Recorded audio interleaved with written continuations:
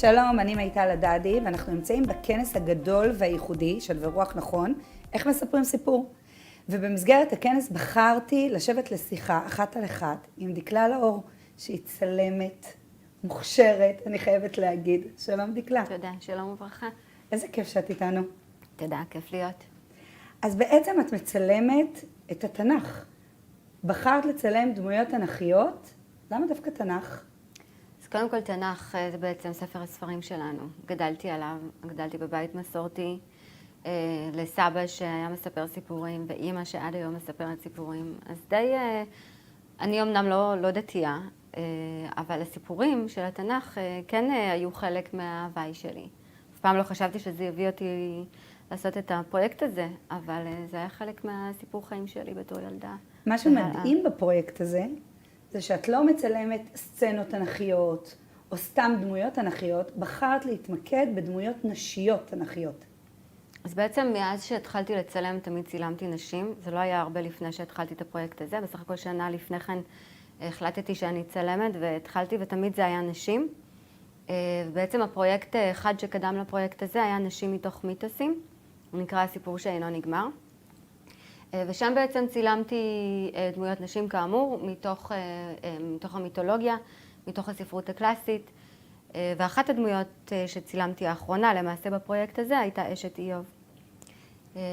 כשבעצם ברגע שצילמתי את אשת איוב, אז זה היה מאוד שונה מכל מה שעשיתי עד אותו רגע.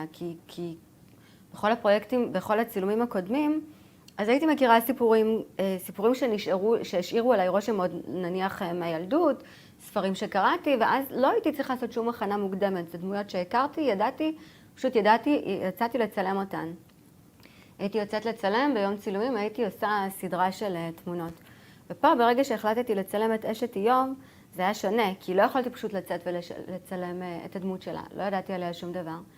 ונכנסתי לספר התנ"ך, והתחלתי לקרוא את ספר דברי איוב. ובעצם אני מגלה שכל מה שקודם כל אין לה שם, אשת איוב. והדבר השני זה שיש פסוק אחד, עודך מחזיק בטומאתך, ברך אלוהים ומות, וזהו. ואין יותר אשת איוב, זה כל מה שכתוב עליה. ואז כדי בעצם לצאת ולצלם את הדמות שלה, אז בעצם נחשפתי לעולם חדש של לימוד והכנה לקראת צילום. נגלה אליי עולמם של חז"ל, ובעצם גיליתי אוקיינוס של ידע, שבעצם בדיעבד, היום אני יכולה לומר שעל כל דמות שכתוב עליה, שהיא רק מוזכרת בשמה, אפשר למצוא המון מידע ומדרשים ואגדות שחז"ל הרחיבו את היריעה. כל איפה שחסר בעצם חז"ל הוסיפו. וזה לקח חודשים, זאת אומרת ללכת וללמוד על הדמות הזאת, אז זה היה חודשים של לימוד, עד שבעצם הפריים עולה. וזה מה שקסם לי, לעומת כל מה שעשיתי עד אותו רגע. זה מדהים מה שאת מספרת, כי בעצם את אומרת קודם כל שדרך פרויקט אחר בחרת הגעת לסיפור התנ"ך. את אשת איוב בעצם לצלם אותה כחלק מדמות מתוך מיתוס. אבל איך הגעת לאשת איוב בפרויקט הזה? למה דווקא? אני לא זוכרת למה דווקא זה באמת כאילו, למה דווקא אשת איוב, אבל זה באמת היה דמות מתוך ספר כלומר, אשת איוב הכניסה אותך לספר הספרים. ואז ברגע שצילמתי את הדמות הזאת וראיתי מה זה צריך ממני, כמה לימוד וכמה השארתי את עצמי בידע רק מללמוד על דמות אחת, אז בעצם הפרויקט הזה נעזב, עצרתי אותו, וזה פתח לי את הדרך הזו כבר 10 שנים לצלם את נשות התנ"ך. אז בעצם כשלמדתי על אשת איוב וניגשתי לצילום, אז גיליתי גם את היכולת שלי בעצם לבטא דרך התמונה את כל מה שקראתי, את כל מה שלמדתי. זאת אומרת, זה לא סתם לבוא לצאת לצלם דמות ויש תמונה. זה היה בעצם להשתמש בנוף, בעונת השנה, באיך אני מלבישה אותה, ובעצם לספר את כל המוטיבים שקראתי שבעצם מספרים על הדמות הזאת. שזה משפט אחד פלוס חז"ל בעצם. פלוס חז"ל, למרות שדווקא בתמונה של אשת איוב פחות התחברתי למה שחז"ל כתבו. כי בעצם אשת איוב, אנחנו יודעים, הם היו משפחה מאוד עשירה, הם היו משפחה ברוכה בילדים, לא היה חסר להם כלום, ואז ביום אחד בהיר הם איבדו הכל. ואשת איוב, דווקא אצל חז"ל וגם בנצרות, מוזכרת כאישה שטן, כמי שמופיעה ונעלמת. ומן הסתם לא התחברתי לזה, כי אם חלילה, אני מזדהה מאוד עם המקום שלה כאימא, שעזבי רכוש, אבל איבדה את כל הילדים שהיו לה, אז אי אפשר להסתכל עליה בצורה הזו. אבל את מבינה מאיפה חז"ל ומאיפה הפרשנות באה ואומרת שהיא שטן? ברך אלוהים ומות, שהיא ניסתה להסית את איוב. ולמה? מאוד לא התחברתי לפרשנות הזאת, מאוד הזדהיתי עם המקום שלה, עם המקום שהיא נמצאת בו, עם הכעס שלה, תקראי לזה, מאוד התחברתי לזה. ולא הנחתי למה שמצאתי, זאת אומרת, לא הניח את הדעת מה שמצאתי אצל חז"ל, והמשכתי וגיליתי ספר חיצוני, את ספר דברי איוב, שזה ספר, הספרים החיצוניים זה ספרים שלא נכנסו לתנ"ך שלנו, ולשמחתנו, למזלנו, דווקא הנצרות שימרה את הספרים האלה, וספר דברי איוב זה ספר שנכתב במאה הראשונה לפני או אחרי הספירה, וספר שנכתב במקורו בעברית או ארמית, והספר שהגרסה הזו הלכה לאיבוד, ומה שנשמר לנו זה דווקא גרסה מהמאה החמישית בשפה הקופטית, במצרית עתיקה. אז קודם כל יש לה שם, שזה כבר כיף. והדבר השני זה שהיא באמת יש את כל הסיפור של ההזדהות עם המקום הזה שהם נמצאים בו, ושלה כאישה שאיבדה הכל ומשפחה רעבה ללחם, והיא מגיעה לשוק והיא באה אל הרוכל, והרוכל שהוא השטן, הוא בעצם, היא מוכרת לו את השיער שלה תמורת פת לחם. זאת אומרת, יש פה ממש הזדהות עם הסיפור שלה כאימא לילדים רעבים, שנאלצת למכור את השיער שלה, שזה מאוד מזכיר לנו גם את הסיפור של רבי עקיבא ורחל, שמכרה את השיער. ובעצם הדברים האלה שהיא אומרת, זה בעצם לא היא, אלא השטן שנכנס אל תוכה. זאת אומרת, הם בסיפור הזה, שעשה לעומת פרשנות החז"לית, השתמשו בדמות של אשת איוב כדי להדגיש את איוב הצדיק, אז פה הם בעצם שווים. ומן הסתם מאוד התחברתי לזה. וכשצילמתי את התמונה הזו, אז קודם כל רואים אותה לבושה כאישה אבלה בשחור, ומסתכלת על השמיים, אפשר לומר בשאלה, בתפילה, או כן, בכעס. אולי אפילו בתחנונים. תחנונים, או אפילו כעס, על המקום שהם הגיעו אליו. והדבר הנוסף שבתמונה, התמונה היא מצולמת אחרי שהכל היה יבש וצהוב, וכל האדמה היא כבר חומה. זאת אומרת, הכל כבר נאכל. זה מתחבר לשלב הזה בחיים שלה ושל איוב שהם איבדו את הכל. אבל הרגע אחרי החום הזה, אחרי שהכל נאכל, שוב הכל חוזר ללבלב ונעשה ירוק, וזה מתחבר בעצם גם לסיפור של איוב. וואי, מדהים.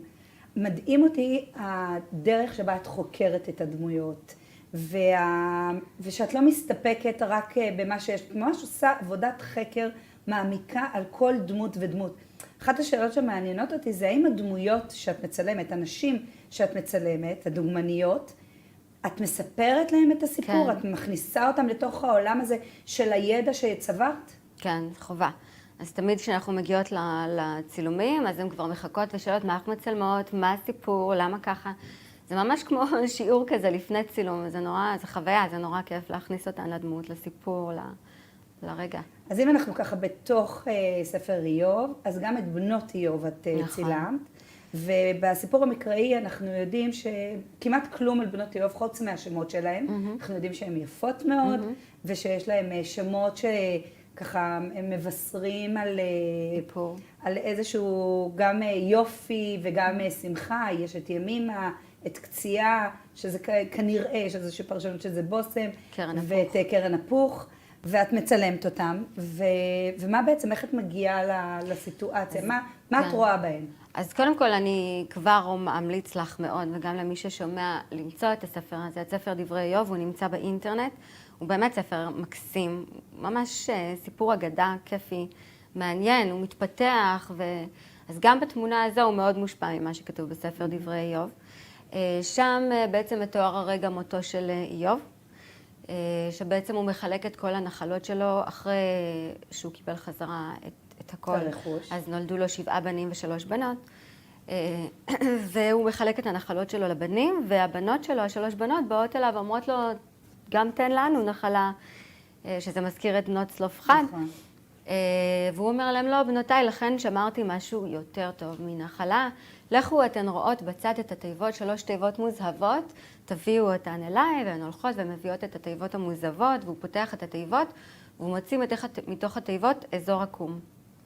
אין פרשנות למילה אזור עקום, אף אחד לא יודע מה זה, אבל אזור עקום זה משהו שהגיע מעולמות עליונים, והוא אומר להם, שימו עליכן את האזור הרקום, וברגע שהן שמות עליהן את מה שזה לא יהיה, הן בעצם הופכות להיות מלאכים בגוף אדם. ומה זה אומר? זה בעצם כמו איוב. זה אומר שאין להן גאווה, ואין להן אגו, ואין להן קנאה, ואין להן תאוות, והן שרות שירי מלאכים ומדברות דברי מלאכים. זאת אומרת, ברגע שהן שמו את זה עליהן, הן הופכות להיות משהו שהוא אמנם יש לו גוף פיזי, אבל הוא מאוד מאוד גבוה ברמה הרוחנית שלו, ואז הוא נותן לזאת מחתה ולזאת תוף ולזאת כינור, והוא מבקש מהן ללוות אותו החוצה אל העולם הבא. וזה מה שצילמתי בתמונה הזאת. וואי, זה מדהים בעיניי. באמת, גם היכולת להיכנס פנימה, וגם היכולת רגע לעצור, אנחנו רואות את התמונה של בנות איוב, לעצור רגע מתוך סיפור שלם, נכון. ולבחור רגע אחד, ודרך הרגע הזה נכון. בעצם לספר סיפור גדול, סיפור שהוא סיפור שלם, סיפור עגול. איך באמת בוחרים את הסצנה המדויקת הזאת? אז זה באמת, זה לא לבחור, זה כל הרעיון של התהליך של מה שקורה, שהלימוד בעצם לא מפסיק עד שהקסם הזה קורה. זאת אומרת, ברגע שהפריים עולה ברוחי והוא קורה רק תוך כדי לימוד, זאת אומרת, אני לא יכולה, כמו לבחור את אופליה או דמות אחרת או נרקיס, שהסיפורים כבר תמוהים בי ומוכרים, אבל זה כל מה שיש, את הספר האחד שנכתב עליהן, והוא מאוד מאוד בדרך כלל רחב ומאוד תיאורי לעומת התנ"ך, שהוא מאוד ממעט במילים וסיפורים, ואז יש לי דרך להרחיב את הידע ואת הקריאה.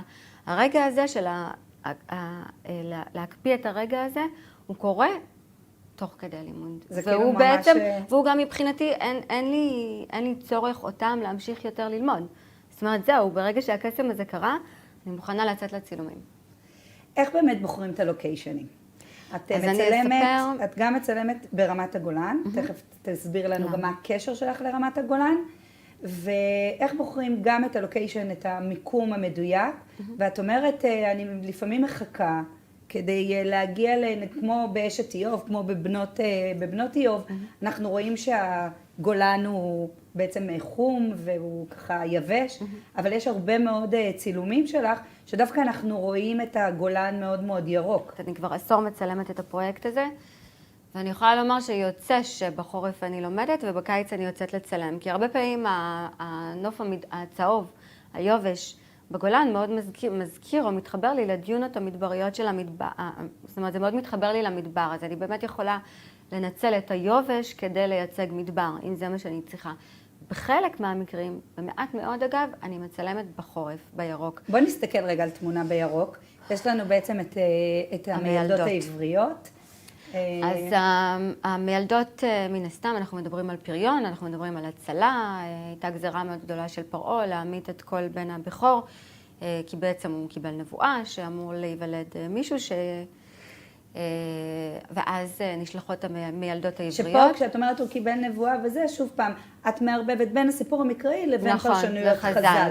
כלומר, גם אצלך בתפיסה שלך כבר זה הפך להיות סיפור אחד. נכון. כלומר, את לא מפרידה בין חז"ל לבין הפרשנויות. זה הפך להיות גם טוב, מן הסתם, אחרי שאת יודעת, את לא יכולה לחזור אחורה. אחרי שאת מכירה את המדרשים או כל ידע אחר, את לא יכולה לחזור לטבול הרע הזה, הזו של לקרוא את הסיפור מחדש נקי, אי אפשר. אז בסיפור הזה של המילדות העבריות, כמובן שחז"ל, האם הם היו עבריות או מצריות, או יש את השאלה דרך אגב, זה באמת שאלה שהיא מעניינת, כי את מי צילמת פה, את העבריות או את המצריות? אז אני אספר. אז קודם כל נתחיל מזה, שאנחנו רואים שהן לבושות אחת ירוק, אחת חום ואחת כחול. שאלו הן צבעי הטבע, היולדת היא עם האדמה, היא לבושה בחום, ואחת מהן לבושה בירוק, ולבושה השלישית בכחול. אז מה זה הכחול? אז יש לנו מדרש של חז"ל, שהן המילדות המצריות, מילדות העבריות, הן כלה וחמותה, שזה יוכבד ויהושבע, או מדרש נוסף, כלה וביתה, יוכבד ומרים. וזה מה שאני צילמתי כאן, יוכבד ומרים.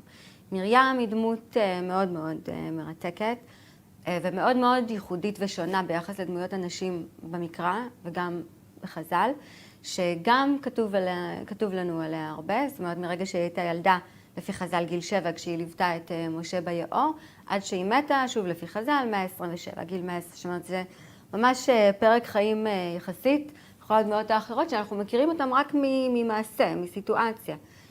וגם כל הסיפורים על מרים, גם במקרא, מאוד מאוד מבחינתי ויזואליים. כאילו, אני באמת יכולה לבסס סדרה שלמה רק על הדמות הזו של מרים. ומרים תמיד תהיה לבושה בכחול, והיא תמיד תצולם בירוק. זאת אומרת, אם אני יוצאת לצלם את מרים, סיפור של מרים, אז אני יודעת שהיא תצולם בחורף. בוא נראה רגע את מרים. אז הנה מרים אחת. אז פה יש לנו את מרים, ויש לנו גם ממש רק תמונה של מרים עם עטוף. הנה, אז זו אחת התמונות, כמובן יש עוד. שירת מרים, היא דמות מאוד מאוד משמעותית, היא בעצם העלתה את בני ישראל ממצרים יחד עם משה ואהרון, שזה מאוד מיוחד, היא כאילו שווה למשה. וכמובן יש לנו את הסיפור ששוב חז"ל, בתנ"ך בעצם מרים מתה, ואז מיד אחר כך, ואין מים לעדה. נכון? אז חז"ל כמובן בנו על זה תילי תילים של מדרשים, שבעצם כל עוד מרים הייתה בחיים וליוותה את בני ישראל במדבר, אז ליוותה את בני ישראל באר מים. ליוותה אותם, וברגע שהיא מתה, הבאר הזו נגנזה. אז לאן היא נגנזה? היא נגנזה, יש אומרים בכרמל, אבל אני כמובן מגיעה מהכינרת, היא נגנזה בכינרת. ולכן זו התמונה היחידה בעצם מכל התמונות שלי, ואת יודעת, אני גרה בדרום הגולן, אז המון מהצילומים שלי מצולמים באזור הזה, ותמיד הכינרת נמצאת איפשהו באופק שלי, ואני תמיד זזה הצידה, כי שוב אמרנו שאני רוצה מדבר. אז זו התמונה היחידה שבעצם רציתי את הכינרת. עכשיו, החיבור הזה זה לא רק החיבור של המקום ושל הבית, אלא גם בתמונות שלך, בצילומים שאת מצלמת, את משתפת את כל בני המשפחה. יש תמונה, בואי רגע נסתכל על אשת מנוח, ששם אנחנו רואים, גיליתי שזה בעלך. נכון. המלאך הוא בעלך. אשת מנוח, אגב, זה גם מעניין, כי למה עשיתי את הבחירות האלה.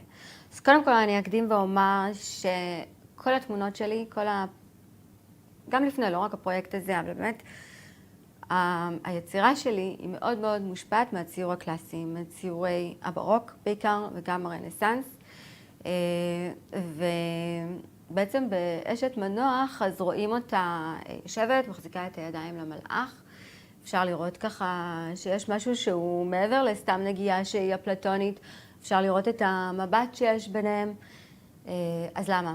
אז בסיפור התנ"ך עצמו, אפשר לקרוא אותו שנגלה אליה מלאך פעמיים, כתוב בתנ"ך, ואז הפרשנות, אוקיי, כתוב שהוא נגלה אליה כשהיא לבדה בשדה, נכון. וכתוב ויבוא אליה פעמיים, שהוא בא אליה. מה זה השימוש הזה בשורש הזה, בא אליה? זה לא משהו שהוא, זאת אומרת, זה קר פורה לדרוש על הדבר הזה, וגם בא אליה כשהיא לבד בשדה. אז לבד בשדה אנחנו מכירים ממקור אחר, שזה בעצם סיפור של אונס. של אונס בשדה. של אישה של נערה שנמצאת לבדה בשדה. למה היה צריך לתת לזה דגש? למה היה צריך לכתוב את זה כך בכלל? זאת אומרת, שום דבר שכתוב בתנ"ך הוא לא מקרי והוא איננו סתמי והוא לא טעות. אז זקוביץ', אגב, גם כותב על זה, שיש פה כנראה איזשהו יסוד מיתי, שהסיפור הזה הגיע הרי מי זה שמשון? מי נולד מהמקרה הזה? נולד לנו דמות שהיא לא אדם רגיל, שהוא מאוד מאוד גדול והוא מאוד מאוד חזק. ובעצם המקור של הסיפור הזה היה כנראה סיפור מאוד מאוד עתיק, שבמקורו הוא היה מלא במוטיבים מיתיים כאלה, ואולי גם שומו שמיים. הוא לא נולד ממנוח, אולי מנוח הוא לא אבא שלו, אולי אבא שלו הוא המלאך. אולי. עכשיו פתאום שאת מתארת את זה ואני מסתכלת על התמונה, אני פתאום ככה מבינה למה עשיתי את הבחירות האלה. למה המלאך נראה ככה. כי שאלתי את עצמי, עם הקרניים הגדולות בכנפיים שלו. וגם אפשר לראות את המגע שיש ביניהם בידיים ואת המבט שהיא מסתכלת עליו. ודבר נוסף שהשתמשתי בצילום כדי לתת ביטוי לפרשנות הזאת, זה איך היא לבושה. אשת מנוח לובשת אדום, כחול ולבן. מי עוד ביצירה הקלאסית אחת שלבושה בצבעים האלו? מריה הקדושה. ומריה התעברה מרוח הקודש.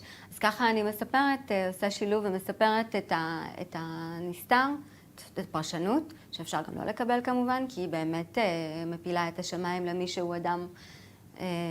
זה לא סיפור שהוא קל לעיכול, אבל זאת הדרך שאני בחרתי לתת את הפרשנות הזאת. שזו לאו דווקא פרשנות שלי, שאני מאוד מתחברת אליה, אבל זו לא פרשנות שאני המצאתי. כן? היא מקובלת והיא מוכרת. זה כל פעם אני חוזרת וכל פעם אני נדהמת עם כל תמונה שאנחנו מסתכלים ואנחנו מדברים על באמת כמות הידע והלמידה שלך. זה מדהים בעיניי, הדברים האלה. אני רוצה שנסתכל דווקא על דמות שאני אישית מאוד מאוד אוהבת, הלבשתי, שאני אוהבת אותה ככה בדמות תנכית. אז בואי נדבר ככה על ושתי, על מה היא מספרת. אז גם פה אולי אני קצת אכעיס את מי שלא יקבל את הפרשנות. אנחנו אוהבים, כעס זה משהו שמעורר חשיבה ביקורתית ומעורר ככה לחשוב, זה בסדר. אנחנו לא עושים את זה בכוונה, אבל אנחנו ככה, זה טוב. לא עושים את זה כדי חלילה לעורר פרובוקציות, אבל אלה הסיפורים ואלה הפרשנויות והן קיימות, וזה מאוד מעניין להכיר את כל הצדדים. אז ושתי היא הדמות שפותחת את המגילה, ומתואר לנו המשתה המאוד גדול שהמלך עושה, משתה גברים, וושתי במקביל אליו עושה משתה לנשים, ואז המלך קורא לה לבוא עם כתר לראשה, ואז אנחנו מכירים את המדרש, שהיא הייתה אמורה לבוא עירומה, ולמה היא לא באה?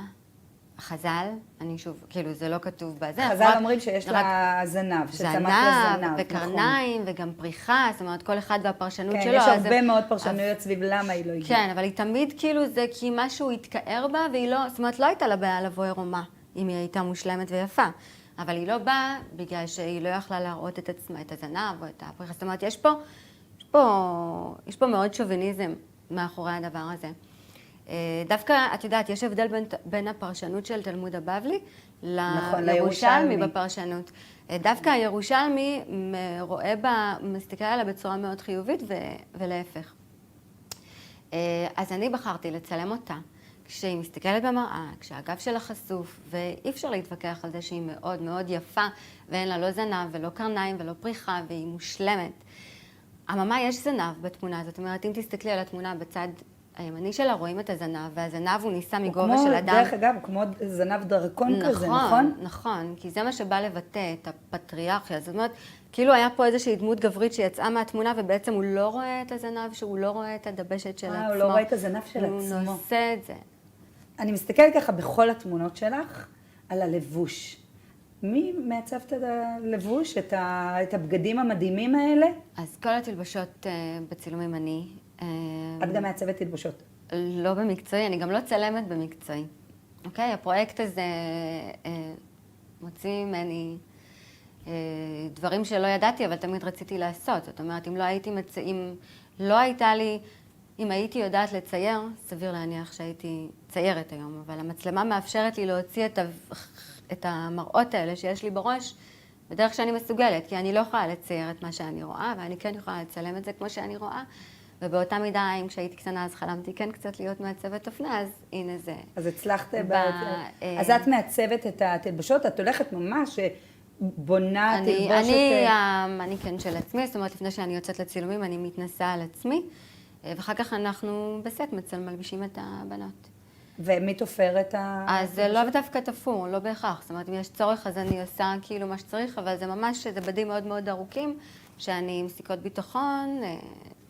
כל כך בוער בך התנ"ך, הדמויות התנ"כיות, להעביר את המסר התנ"כי, ורואים את זה בתמונות. התמונות הן מרשימות, הן מדהימות.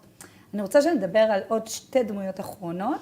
הדמות שאני ככה מאוד אוהבת אותה, זו דמות היא הראשונה בתנ"ך, שנגלה אליה מלאך, אגר, שזו תמונה שככה נוגעת לליבי, כי זו תמונה שרואים את אגר עם ישמעאל, עם איזשהו תינוק, ומסתכלת לאופק, גם בצהוב. אז מה קורה שם באגר באמת? איך את מגיעה לדעתי הוא צילום מאוד רגשי. לי הוא ישר מקבץ את הבטן. כן, באמת תמונה שקיבלה, זו אחת התמונות שבאמת עשתה הרבה עדים, הרבה אנשים מתחברים. גם הסיפור שלה, של הדמות הזאת, שהוא עם כל הכבוד הוא כואב, כאילו כשאתה מבין, אז קשה להתחבר, אמנם היא זרה, היא לא שרה, שרה אמורה להיות אימנו, ודווקא אתה מתחבר עם הסיפור הזה של הגר, שהיא מגורשת, שמתאמרים בה, שזה סיפור שהוא לא נעים לקרוא אותו. בטח כשאתה נמצא בצד לכאורה שאמור להיות הצד הטוב. אז בתמונה הזו היא קודם כל מצולמת, כשהכל צהוב, את רואה, יש הבדל, עדיין לא רואים את החום, זה ממש נראה כמו דיונות מדבריות, והיא לבושה בבד שהוא באותו גוון, שזה ממש היא מתמזגת עם הטבע. תינוק הוא הבן של המצולמת, אמיתי. בגלל זה אולי הקשר שרואים בין נכון, זה לא היה יכול בין להיות אחרת. איזה תינוק היה, כאילו זה היה נורא קשה למצוא תינוק שירגיש בנוח בידיים של אישה שהיא לא אימא שלו. והם מסתכלים על האופק, ואם תסתכלי טוב באופק רואים את השר, את הירח ואת נכון, הכוכב, את הירח ואת הכוכב הקטנים. הקטנים, אבל הם מסמלים את הנבואה, את האסלאם בעצם, מה שיצא מהגר. איך את חושבת על הכל בשביל להגיע לפריים הזה? כמה זמן באמת, יש רגעים כאילו שאת חושבת ויש את הפריים, אבל הטבע לא מאפשר לך לצלם? ברור. אז מה את עושה ודאי, אם אני בחורף, אז אני ממש, זה נורא קשה. כמיהה? מה זה עם כמיהה? כן, זה כמו תינוק שלא רוצה לצאת, כן, ממש. תראי, זה מרגש אותי, באמת, התמונות מרגשות אותי, אז אנחנו רואים שבתמונות שלך יש נשים, ויש ילדים, ויש אביזרים, שאת בוחרת אותם ככה מתוך הסיפורים של חז"ל, אבל יש גם תמונות שבהן את משתמשת בבעלי חיים. אם אנחנו נראה ככה את התמונה של אסנת, שגם היא תמונה, דמות שהיא לא מוזכרת כמעט, אנחנו יודעים עליה במשפט, בפסוק שיוסף התחתן איתה, ואנחנו לא יודעים עליה שום דבר, ולידה הופתעתי לראות נשר, ושאלתי את עצמי אם זה פוטושופ. אז קודם כל, בתמונות אין פוטושופ. מה שאת רואה בתמונה קיים ונמצא על הסט.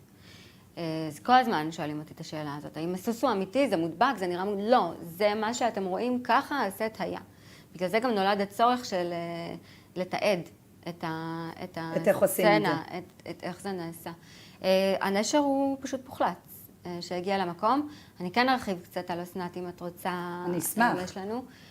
אז קודם כל, אסנת, כמו שאת אומרת, בתנ"ך אנחנו יודעים שהיא נישאה ליוסף, ושהיא בתו של פוטיפרה במצרים.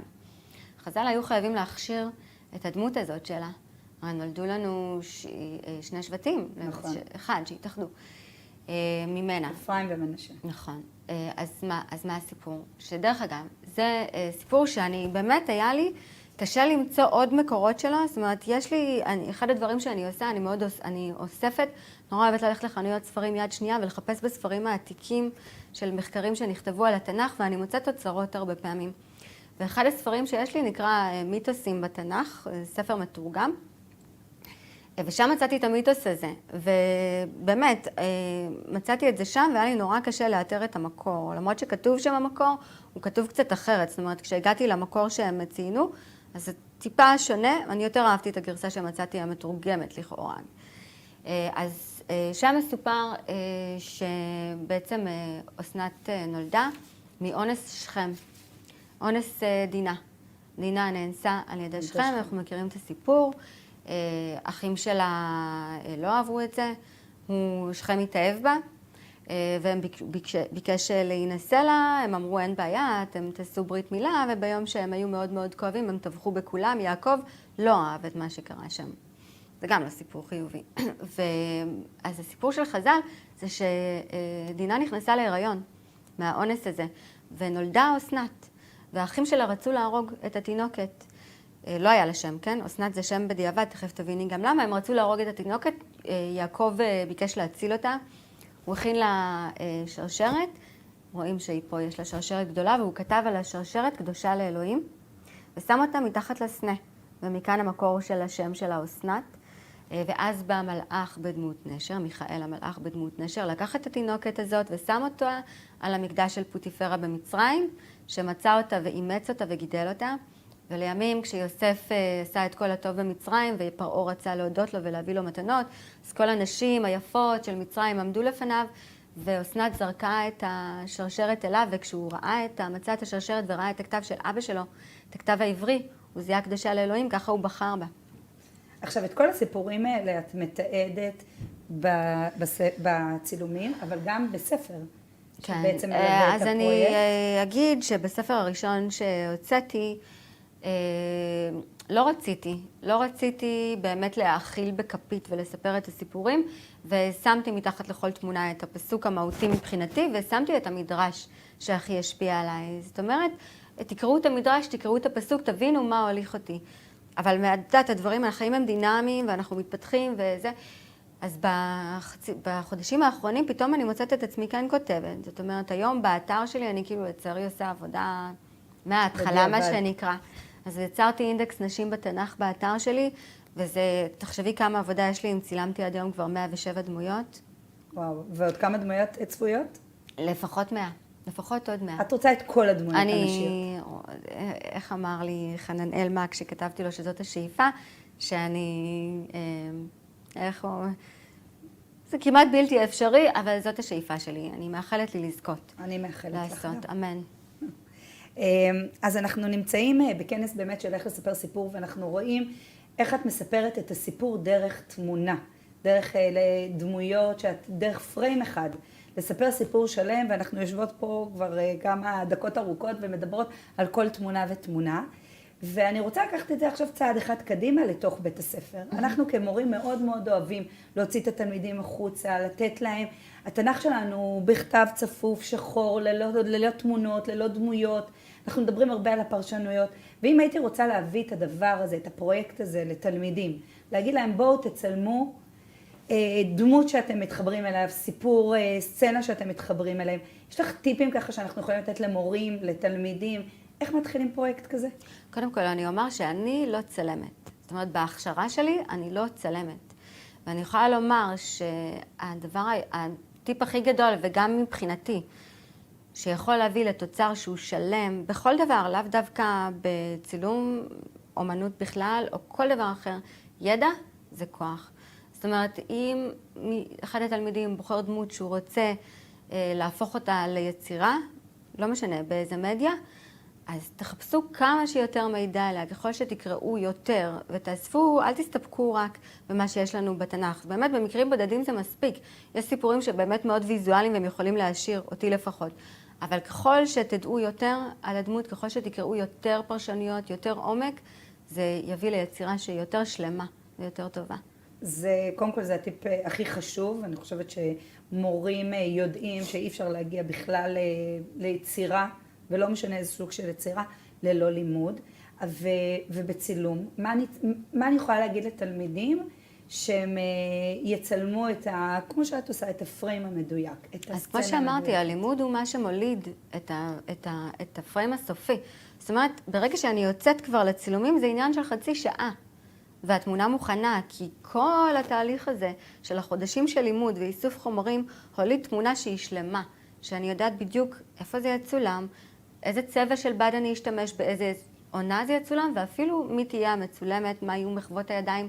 הכל אני יודעת רק בזכות הלימוד. מי הדמות הבאה שאת הולכת לצלם? מה הפרויקט הבא? אז יש כמה דמויות על הפרק. אני בדרך כלל לא מדברת לפני שהתמונות יוצאות אל האור. אני כן אספר שצילמתי לפני כמה שבועות את דמות שאני יכולה להתערב שלא שמעת עליה, זה יפתיע אותי אם כן, בת שושן. לא שמעתי. לא שמעת. זו דמות שמוזכרת רק בספר דברי הימים. גבירה, כנראה משפחת אצולה, גם מוזכרת כמה שורשים אחורה מוזכרים, זאת אומרת אפשר לדעת שלא סתם, בדרך כלל לא סתם מצלמים מי היה אבא של אבא של אבא, נכון. והיא נישאת לעבד. וזה בגלל היו לו רק בנות, לא היו בנים שימשיכו את שמו, אז אפשר ללמוד המון על התקופה ועל הצורך הזה גם בהמשכיות, ועל זה שהבנות לא היו יכולות להמשיך את הזרע של המשפחה, ושהעבד הוא בעצם שייך לאדונו ב100%. זאת אומרת, גם הצאצאים של העבד הם רכוש. תקשיבי, זה מדהים שאת מביאה לנו את התנ"ך בצורה כזאת ויזואלית, ומאירה לחיים דמויות שאני חושבת שגם אם קראתי דברי הימים וקראתי ככה את התנ"ך, אפילו לא התעכבתי על שושן, ולא התעכבתי על דמויות כאלה ואחרות, אפילו על אסנת, שראינו את התמונה שלה, לא התעכבתי עליהם, ואת מאירה אותם ואת נותנת להם חוזק. ומספר תנ"ך פטריארכלי, גברי, את הופכת, פתאום את משנה את העולמות, ונותנת לדמויות הנשיות כל כך הרבה מקום. אז קודם כל בשמי ובשם המורים אני ככה אומרת, כי אני בטוחה שכל מי ששומע אותנו ורואה אותנו יודע לך על זה. איזה כיף. ואני מאחלת לך באמת להמשיך ליצור יצירה כזאת מיוחדת וכזאת ייחודית, ולהמשיך לצלם ולהאיר לנו את הדמויות התנ"כיות באור אחר ושונה. תודה. ותודה שבאת אלינו. תודה שהיית איתנו. תודה רבה. ותודה לכם שככה הייתם איתנו בשיחה אחת על אחד של דקלה ושלי, שיחה מרתקת, שיכולה להמשיך לעוד הרבה מאוד דמויות. אני ממליצה דרך אגב לבקר באתר של דקלה, לראות את הספר ואת הצילומים המדהימים, לשתף את התלמידים בדרך הייחודית שלה, של איך היא בעצם מאירה לחיים את הדמויות התנ"כיות. ותודה לכם, ותהנו מהכנס שלנו, כן? ניפגש בהרצאות האחרות. ביי.